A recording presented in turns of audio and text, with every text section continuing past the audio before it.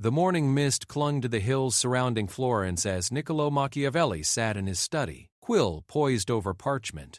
The year was 1513, and the former diplomat found himself in exile, stripped of his position and forced to confront the harsh realities of political power from the outside looking in. Yet it was in this moment of personal defeat that he would craft his most enduring legacy, a treatise on power that would challenge the very foundations of how rulers should think, feel, and act. The prince, as it would come to be known, emerged not from abstract philosophical musings but from the crucible of experience. Machiavelli had witnessed firsthand the rise and fall of the Borgias, the machinations of Pope Julius II, and the constant warfare that plagued the Italian peninsula. He had seen good men fail as leaders and ruthless individuals succeed where virtue had faltered.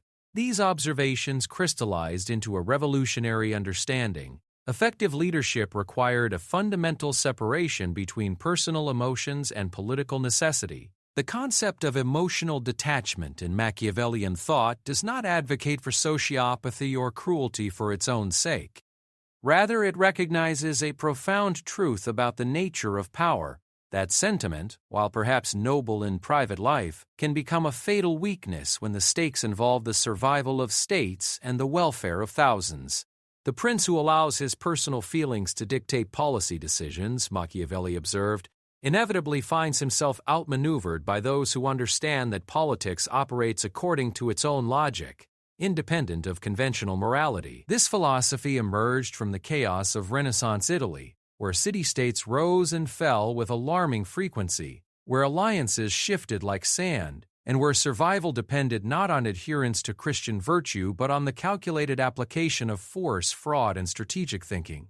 In this environment, Machiavelli witnessed rulers who maintained power through shrewd calculation, and others who lost everything through misplaced trust or emotional decision-making.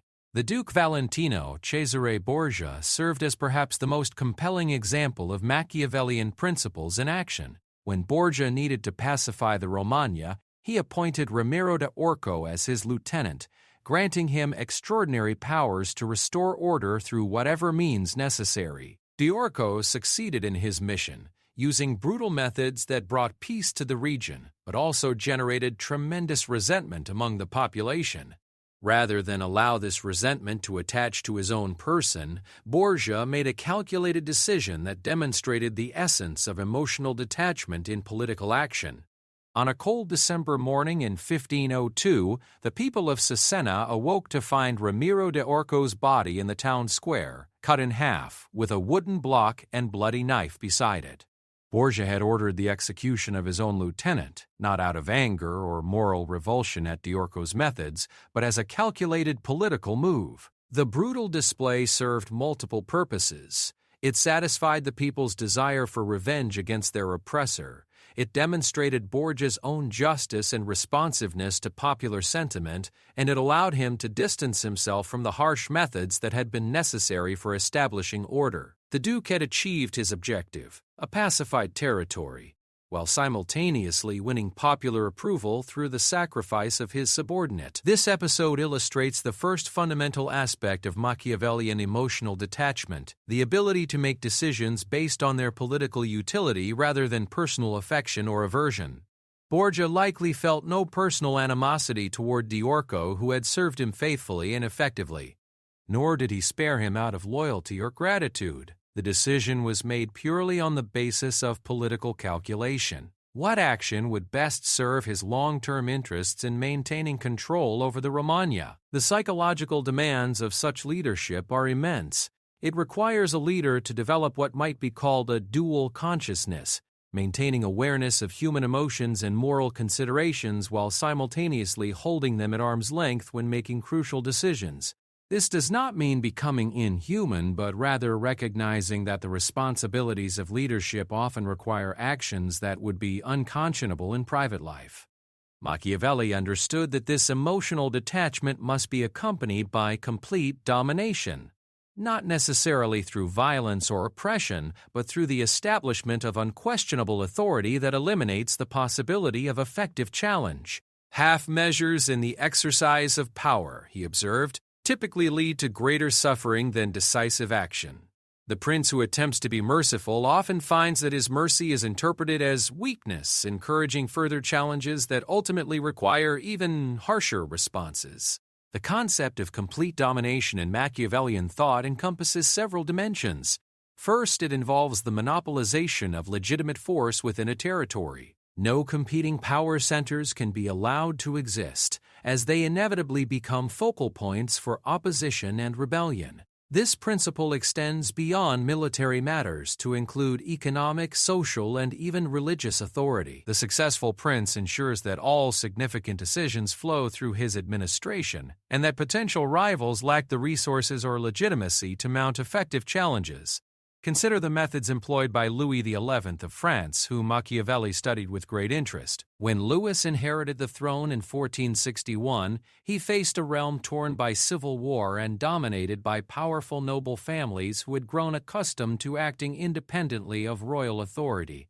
Rather than attempting to win their affection through generous concessions, Louis systematically dismantled their power bases. He used a combination of legal manipulation, economic pressure, and strategic violence to eliminate potential threats to his authority. The rebellion of the League of the Public Weal in 1465 provided Louis with the perfect opportunity to demonstrate the necessity of complete domination. When several great nobles united against him, claiming to act in the public interest, Louis initially appeared to negotiate in good faith, even making significant concessions in the Treaty of Conflans. However, these concessions were merely tactical retreats designed to buy time and divide his enemies. Over the following years, Louis methodically violated the treaty's provisions, using legal pretexts to confiscate rebel lands, eliminate their supporters, and gradually reduce their power to negligible levels. The key to Louis's success lay not in his initial military victory or diplomatic maneuvering, but in his understanding that partial victories in political conflicts are worse than useless. They merely create new grievances and opportunities for future rebellion. By pursuing the complete elimination of his enemy's power, rather than seeking reconciliation or compromise, Louis ensured that the challenge to royal authority would not resurface in a new form. This approach required Louis to overcome natural human tendencies toward forgiveness and reconciliation. When the Duke of Burgundy, his most dangerous enemy, finally died in battle in 1477, Louis did not content himself with celebrating his rival's death. Instead, he immediately moved to absorb Burgundian territories into the French crown, eliminate Burgundian administrative structures, and redistribute Burgundian wealth to his own supporters. The emotional satisfaction of having outlived his enemy was subordinated to the political necessity of ensuring that Burgundian power could never again threaten French unity. The second major component of complete domination involves the creation of institutional structures that make opposition practically impossible. This goes beyond mere coercion to encompass the entire framework within which political life occurs. Successful rulers, Machiavelli observed, do not merely suppress opposition, they create conditions under which opposition cannot effectively organize or articulate itself. The transformation of Rome under Augustus Caesar provides perhaps the most sophisticated example of this principle in action.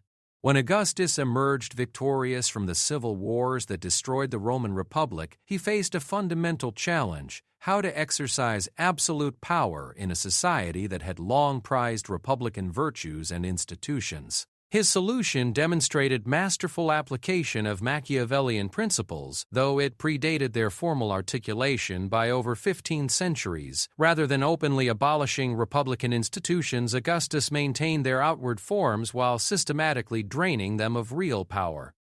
The Senate continued to meet and deliberate, but its agenda was controlled by Augustus's supporters, and its decisions were subject to his approval. Elections still occurred, but the candidates were pre-selected through Augustus's extensive patronage network. The traditional magistracies retained their titles and ceremonies, but their actual authority was transferred to Augustus's personal representatives. This approach served multiple purposes. It satisfied the emotional attachments that Romans had developed to their traditional institutions, avoiding the resentment that would have accompanied their outright abolition. It provided Augustus with a veneer of legitimacy, allowing him to claim that he was restoring rather than destroying the Republic. Most importantly, it created a system in which potential opponents found themselves operating within structures designed to neutralize their effectiveness. Opposition to Augustus could not organize around calls for institutional reform, since the institutions appeared to function normally. It could not appeal to traditional Roman values, since Augustus presented himself as their defender. It could not mobilize popular support through conventional political channels, since those channels were controlled by Augustus's network.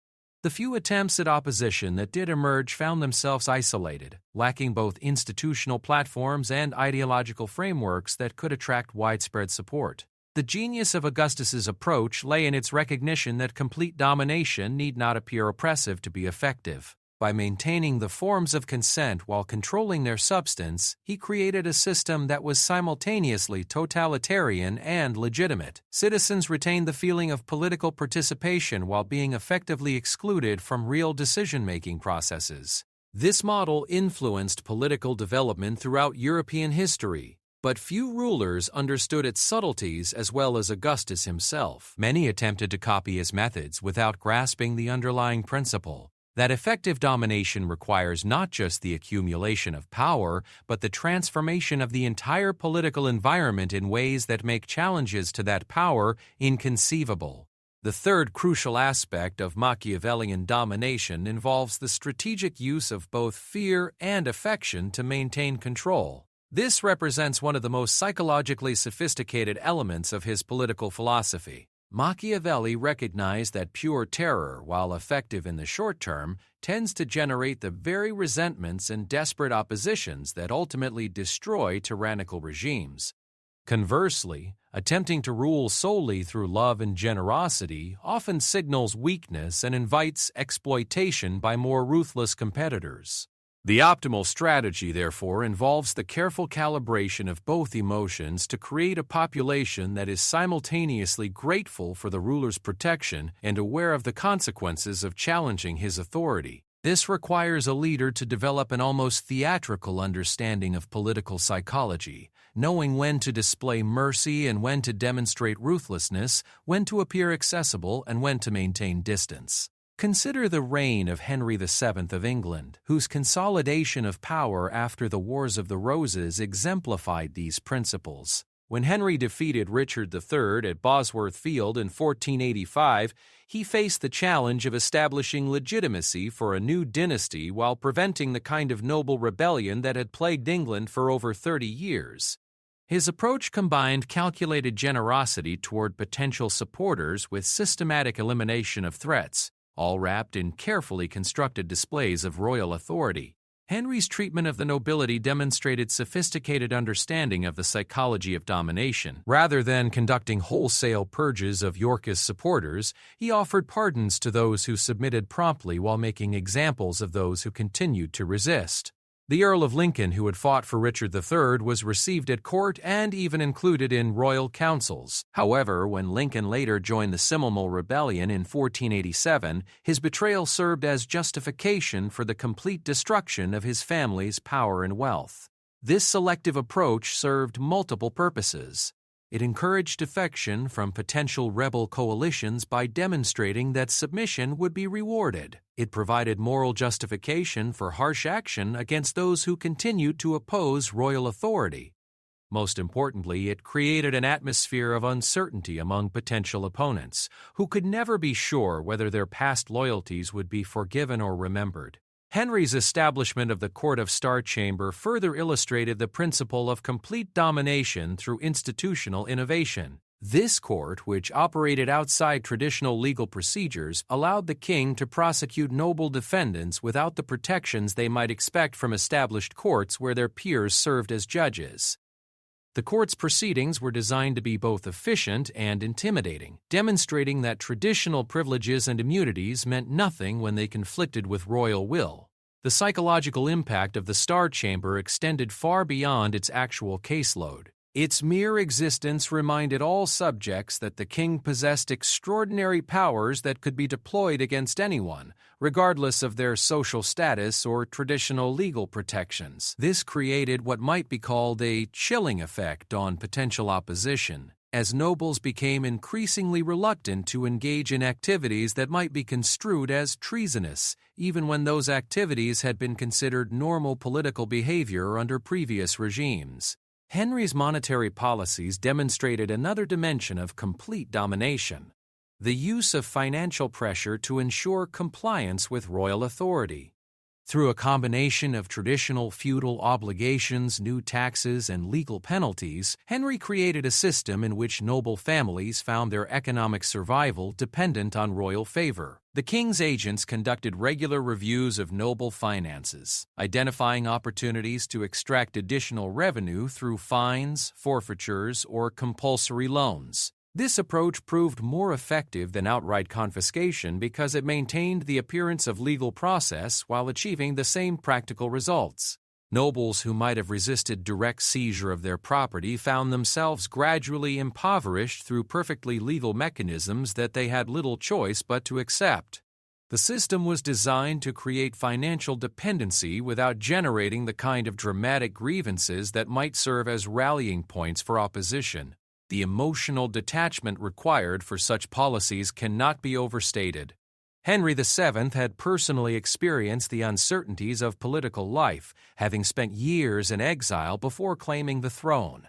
He understood the human cost of the civil wars that had devastated England's noble families, yet his policies showed no trace of sympathy for those who found themselves impoverished or destroyed by his systematic approach to consolidating power. This detachment was not cruelty for its own sake, but rather the recognition that partial measures would ultimately prove insufficient. A noble family that retained significant independent wealth remained a potential threat regardless of their current loyalty. A legal system that granted exemptions based on traditional privileges would inevitably become a source of weakness that future challengers could exploit. Only by pursuing complete domination over all aspects of political life could Henry ensure that the civil wars would not resume after his death. The success of Henry's approach became evident during the succession of his son Henry VIII. Despite the new king's dramatically different personality and policies, no serious challenges to Tudor authority emerged during the early years of his reign. The political structures established by his father had eliminated the power centers that might have served as focal points for opposition, while the careful cultivation of both fear and gratitude had created a population accustomed to strong royal authority. The second major dimension of Machiavellian philosophy concerns the relationship between individual psychology and political effectiveness. Modern leadership theory often emphasizes the importance of emotional intelligence, empathy, and authentic self-expression in management contexts. Machiavellian analysis suggests that these qualities, while valuable in many situations, can become serious liabilities when applied to high-stakes political decision-making. The fundamental challenge facing any political leader involves the tension between personal moral intuitions and the requirements of effective governance. Most individuals are socialized to value honesty, loyalty, consistency, and fairness in their personal relationships. These values serve important functions in creating trust and cooperation within small groups. However, political leadership often requires actions that violate these personal moral principles in service of larger strategic objectives. The successful prince must therefore develop what might be called moral compartmentalization, the ability to maintain personal ethical standards in private life while adopting different criteria for political decision-making.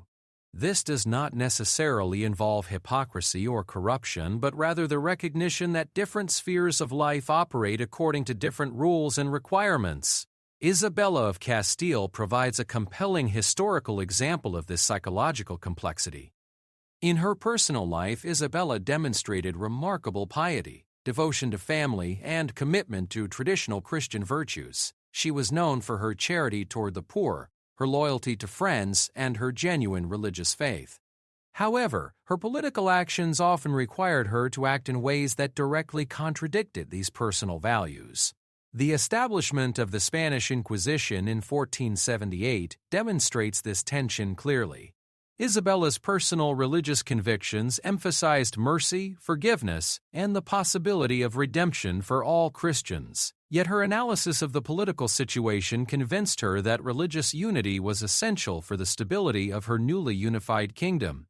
The presence of conversos, Jews who had converted to Christianity but were suspected of secretly maintaining their original faith, posed what she saw as an existential threat to Spanish political consolidation. The Inquisition represented a solution that was politically rational but personally horrifying. Isabella understood that its methods would involve torture, public humiliation, and execution of individuals whose guilt was often questionable. Many of its victims would be people she had known personally or who had served her government faithfully. The emotional cost of authorizing such policies was enormous, requiring her to suppress natural feelings of sympathy and moral revulsion in service of what she believed to be political necessity. The psychological toll of maintaining this separation between personal morality and political action cannot be underestimated. Contemporary accounts describe Isabella in her later years as increasingly withdrawn and melancholy, suggesting that the emotional costs of her political decisions had accumulated over time. Yet her commitment to emotional detachment in political matters never wavered, even when the policies she authorized caused obvious personal distress. The expulsion of the Jews in 1492 further illustrated the demands of Machiavellian leadership. Isabella had personal relationships with many members of the Jewish community and was well aware of their contributions to Spanish economic and cultural life. She understood that the expulsion would cause enormous human suffering and would damage Spain's economy in the short term. Nevertheless, her political analysis convinced her that religious homogeneity was essential for long-term stability, and that the continued presence of a large non-Christian population would provide opportunities for future internal conflicts. The decision required Isabella to override not only her personal sympathies, but also the advice of many of her most trusted counselors, who warned about the economic and diplomatic consequences of the expulsion. She had to discount the immediate suffering of approximately 200,000 individuals in favor of abstract calculations about future political stability. This kind of decision-making exemplifies the emotional detachment that Machiavelli identified as essential for effective leadership. The success of Isabella's policies can be measured by their long-term consequences. Spain emerged from the late 15th century as the most powerful and unified state in Europe, capable of supporting the extensive colonial empire that would dominate global politics for over 2 centuries. The religious unity achieved through the Inquisition and the Jewish expulsion provided a foundation for national identity that survived subsequent political challenges. From a purely political perspective, Isabella's willingness to pursue emotionally difficult policies produced remarkable results. However, the human cost of these policies was also enormous. The Inquisition's victims numbered in the thousands, while the Jewish expulsion represented one of the largest forced population movements in European history. The economic disruption caused by the loss of skilled Jewish craftsmen and merchants took decades to overcome. The climate of suspicion and fear created by the Inquisition had lasting effects on Spanish intellectual and cultural development. This tension between political effectiveness and human cost represents the central dilemma of Machiavellian leadership. The prince who allows personal moral considerations to override political calculation may preserve his individual virtue while failing in his larger responsibilities. Conversely, the leader who successfully pursues political objectives through emotionally detached decision-making may achieve remarkable results while paying enormous personal and moral costs. The development of emotional detachment as a leadership skill requires systematic training and practice. It cannot be achieved simply through intellectual understanding of its importance, but must be cultivated through gradual exposure to increasingly difficult decisions. The successful prince learns to recognize and manage his emotional responses to political situations without allowing those emotions to determine his actions. This training often begins early in the careers of successful political leaders. Frederick the Great of Prussia, for example, was subjected by his father to a rigorous education designed to eliminate emotional weakness and develop strategic thinking capabilities. When Frederick attempted to flee Prussia as a young man, his father forced him to watch the execution of his closest friend and co-conspirator, Hans Hermann von Katte. This traumatic experience was intended to teach Frederick that personal attachments could not be allowed to interfere with political duties. The lesson achieved its intended effect. Throughout his subsequent career, Frederick demonstrated remarkable ability to make decisions based on strategic calculation rather than personal preference or emotional inclination. When political necessity required him to break treaties, abandon allies, or sacrifice subordinates, he did so without apparent hesitation or regret. His correspondence reveals a leader who understood the human costs of his decisions but refused to allow that understanding to alter his political calculations. Frederick's approach to alliance formation and dissolution illustrates the practical application of emotional detachment. During the 7 Years' War, he formed partnerships with various European powers based solely on their utility for his immediate strategic objectives.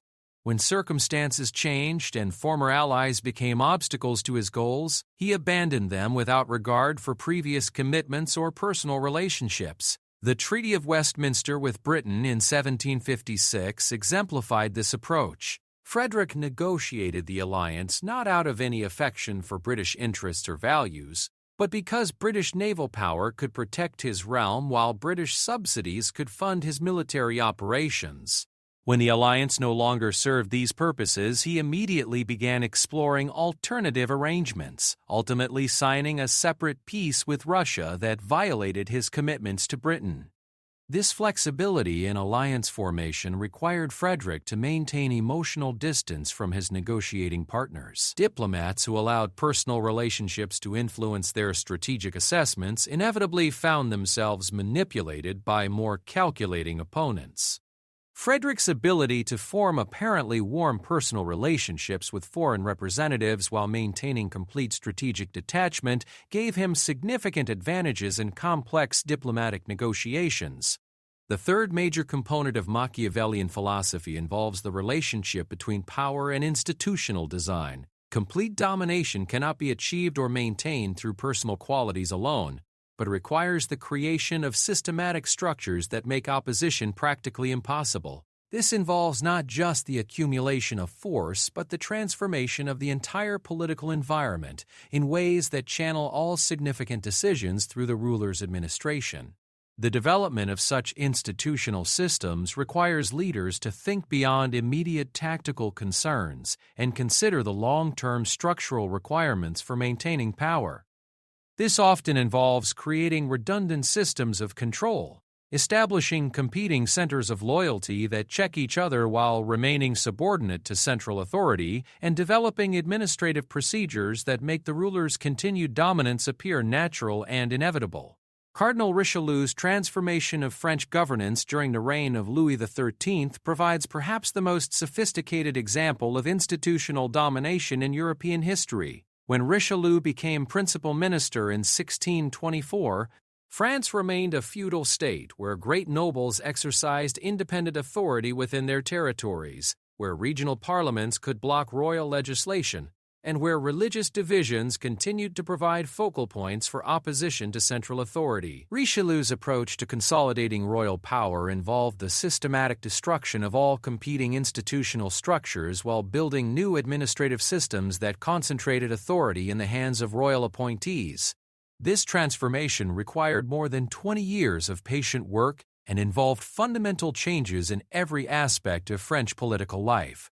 The elimination of Huguenot political autonomy illustrates Richelieu's institutional approach to domination. Rather than simply crushing Huguenot military resistance, which would have left the underlying political structures intact, Richelieu systematically dismantled the parallel governmental systems that had developed within Huguenot territories. The Peace of Alais in 1629 allowed Huguenots to continue practicing their religion while eliminating their independent courts, administrative systems, and military organizations. This approach proved more effective than outright religious persecution because it eliminated the institutional foundations of Huguenot opposition while avoiding the creation of martyrs who might inspire future resistance. Huguenots were transformed from an autonomous political community into a religious minority dependent on royal protection. Their continued prosperity required accommodation with royal authority rather than opposition to it. The creation of the intendant system represented Richelieu's most important institutional innovation. These royal commissioners were appointed directly by the king and exercised administrative, judicial, and financial authority within specific regions.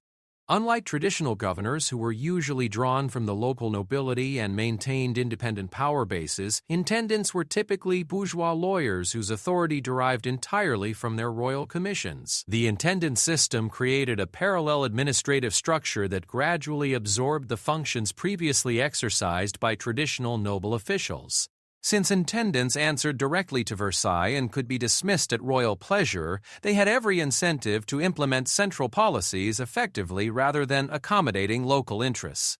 Their success in office depended on their ability to extract revenue, maintain order, and suppress opposition within their jurisdictions. This system proved remarkably effective at preventing the kind of noble rebellion that had plagued France during the previous century. Traditional nobles found themselves increasingly marginalized as real administrative power shifted to royal appointees. The few attempts at noble resistance, such as the conspiracy of Cinq-Mars in 1642, were easily detected and suppressed because they lacked institutional foundations for organizing effective opposition. The psychological impact of the intendant system extended far beyond its practical administrative functions. By demonstrating that traditional noble privileges meant nothing when they conflicted with royal authority, the system encouraged nobles to seek advancement through royal service rather than independent action. The most ambitious noble families began sending their sons to serve as intendants or other royal officials, creating personal investments in the success of centralized administration. Richelieu's foreign policy demonstrated the same institutional approach on an international scale. Rather than relying solely on French military power to achieve strategic objectives, he created a network of client states and subsidized allies that served as buffers against potential enemies. The complex system of alliances and subsidies that emerged during the 30 Years' War created a European balance of power that favored French interests while making direct challenges to French authority extremely difficult. The genius of this approach lay in its recognition that sustainable domination requires the transformation of the entire strategic environment rather than simply the accumulation of superior force. By creating conditions under which potential opponents found themselves isolated and lacking institutional support, Richelieu made French hegemony appear natural and inevitable rather than imposed through coercion. The long-term success of Richelieu's institutional innovations became evident during the reign of Louis XIV. Despite the young king's initial political inexperience, the administrative and diplomatic structures created by Richelieu's provided France with enormous advantages over its European competitors. The intendant system continued to function effectively. The noble classes remained politically marginalized, and the international alliance system continued to favor French interests.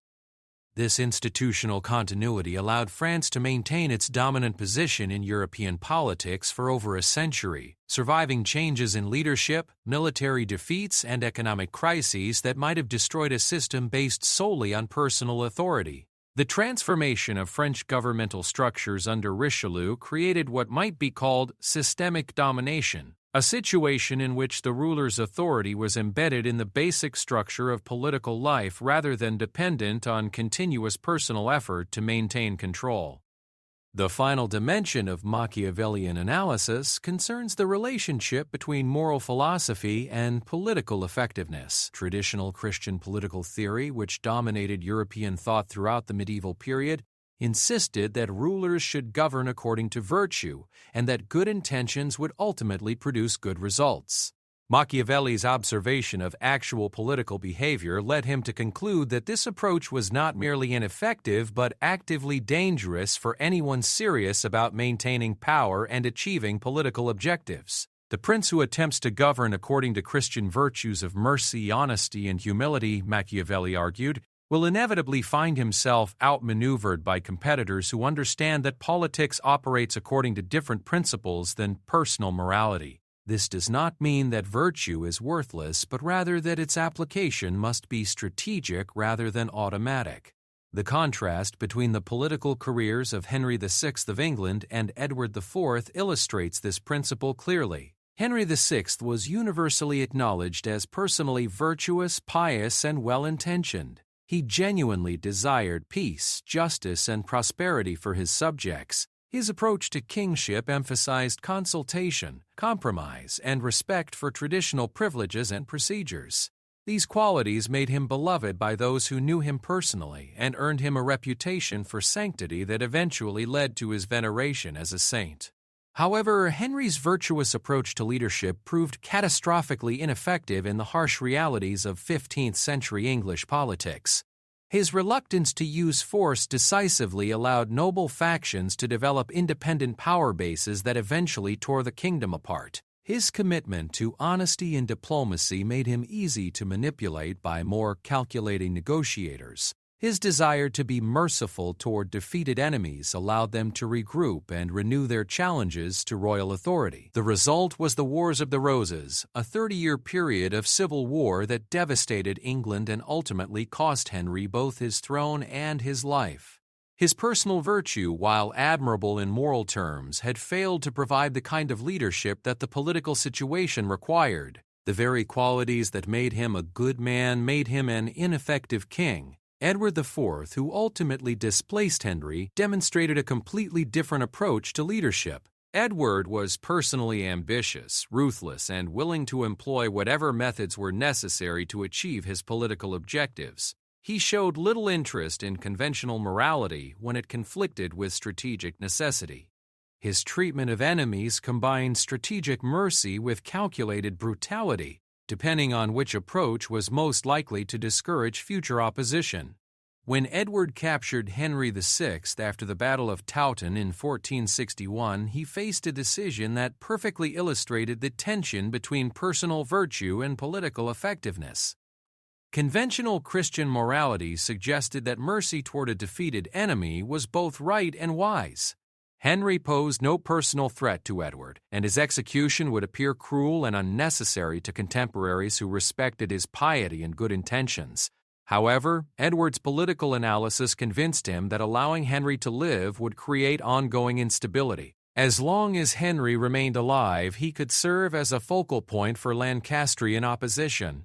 His very existence would encourage foreign powers to support restoration attempts and would provide domestic enemies with a legitimate alternative to Edward's rule. The execution of an anointed king would indeed appear cruel, but the continued existence of a rival claimant would prove even more dangerous. Edward's solution demonstrated sophisticated understanding of Machiavellian principles. Rather than executing Henry immediately, which would have created a martyr, Edward kept him in comfortable captivity while systematically eliminating the Lancastrian power structure that might support a restoration attempt. Only after the destruction of the Earl of Warwick and the deaths of Henry's son and other prominent supporters did Edward finally arrange for Henry's death in the Tower of London. This approach achieved Edward's strategic objectives while minimizing the moral and political costs of the necessary action. By waiting until Henry was completely isolated, Edward ensured that the death would not inspire significant opposition or create opportunities for enemy propaganda. The timing made Henry's elimination appear to be the natural conclusion of a finished political conflict rather than an act of unnecessary cruelty. The long-term success of Edward's approach became evident in the subsequent stability of his reign and the smooth succession of his son, Edward V. Despite facing numerous challenges, including the defection of former allies and foreign invasions, Edward's willingness to employ Machiavellian methods had created a political situation in which serious challenges to his authority became increasingly difficult to mount. The contrast between Henry VI and Edward IV illustrates the fundamental Machiavellian insight that good intentions are insufficient for effective political leadership. The leader who prioritizes moral purity over strategic effectiveness may preserve his personal virtue while failing to provide the kind of decisive leadership that political survival requires. Conversely, the leader who understands the need for moral flexibility in political action may achieve remarkable success while accepting the personal costs of ethical compromise. This analysis does not suggest that morality is irrelevant to political life, but rather that its application must be strategic rather than automatic. The successful prince understands when mercy will be interpreted as strength and when it will be seen as weakness, when honesty will build trust and when it will provide advantages to enemies, when humility will inspire loyalty and when it will encourage challenges to authority. The development of this kind of strategic moral flexibility requires leaders to maintain psychological distance from their own actions while remaining committed to their larger political objectives. This represents perhaps the most psychologically demanding aspect of Machiavellian leadership, as it requires individuals to act in ways that may violate their deepest personal convictions while maintaining the emotional stability necessary for effective decision-making. The historical legacy of Machiavellian political philosophy extends far beyond the specific context of Renaissance Italian politics in which it originated. The principles of emotional detachment and complete domination have influenced political development throughout the modern period, shaping the behavior of democratic leaders as well as autocrats, corporate executives as well as heads of state, and revolutionary movements as well as established governments. Understanding these principles does not require endorsing them morally, but it does provide insight into the psychological and institutional requirements for effective political action in competitive environments. The tension between personal virtue and political effectiveness that Machiavelli identified remains relevant in any situation where individual leaders must make decisions that affect large numbers of people under conditions of uncertainty and opposition. The continuing influence of Machiavellian thought suggests that his analysis identified enduring features of political life rather than merely describing the specific conditions of his own historical period. The need for emotional detachment in high-stakes decision-making, the importance of complete institutional control for maintaining authority, and the strategic application of moral principles remain relevant challenges for political leaders in every era. The prince who masters these principles while maintaining personal psychological health and moral commitment represents the highest expression of Machiavellian political art. Such individuals understand that effective leadership requires not the abandonment of moral considerations, but their strategic application in service of larger objectives that transcend immediate personal preferences or conventional ethical frameworks. This represents not the absence of virtue, but virtue of the highest and most demanding kind, the willingness to accept personal moral costs in service of political goods that benefit entire societies. In this light, Machiavelli's call for emotional detachment and complete domination appears not as cynical advice for aspiring tyrants, but as a realistic assessment of the psychological and institutional requirements for effective leadership in a world where good intentions alone are insufficient to guarantee good results. The prince who heeds this advice may achieve the kind of political success that enables him to create conditions under which conventional virtues can flourish, while the leader who ignores it may find his noble intentions frustrated by the harsh realities of political competition. The enduring relevance of these insights ensures that Machiavelli's analysis will continue to influence political thought and practice long into the future, challenging each generation of leaders to grapple with the fundamental tensions between personal morality and political effectiveness that define the human condition in its most consequential dimensions.